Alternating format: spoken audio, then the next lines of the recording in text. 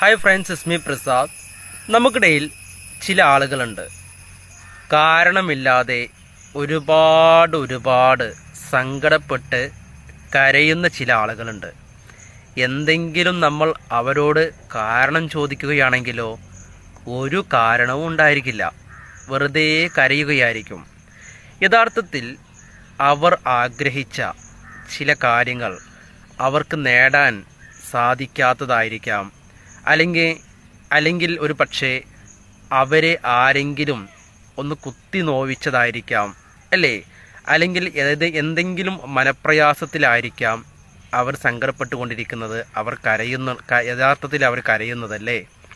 തീർച്ചയായിട്ടും നമ്മുടെ ജീവിതത്തിൽ മനസ്സിലാക്കേണ്ടത്, നമ്മളെല്ലാവരും കരയും, നമ്മളെല്ലാവരും ചിരിക്കും, വേദനിക്കും, ഒരുപാട് ദുഃഖം, സന്തോഷം, സമാധാനം എല്ലാം നമുക്കൊക്കെ ഉള്ളതാണല്ലേ?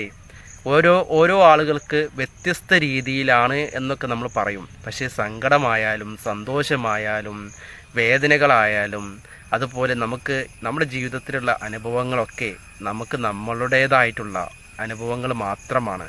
പക്ഷേ എല്ലാവർക്കും അത് സംഭവിക്കുമെന്നുള്ളതാണ് യാഥാർത്ഥ്യം. അതുകൊണ്ട് സ്നേഹം, വാത്സല്യം ഇതൊക്കെ നമ്മൾ കൊടുക്കുകയും ലഭിക്കുകയും കിട്ടിക്കഴിഞ്ഞാൽ അത് വളരെയധികം നല്ലതാണ്, അല്ലേ?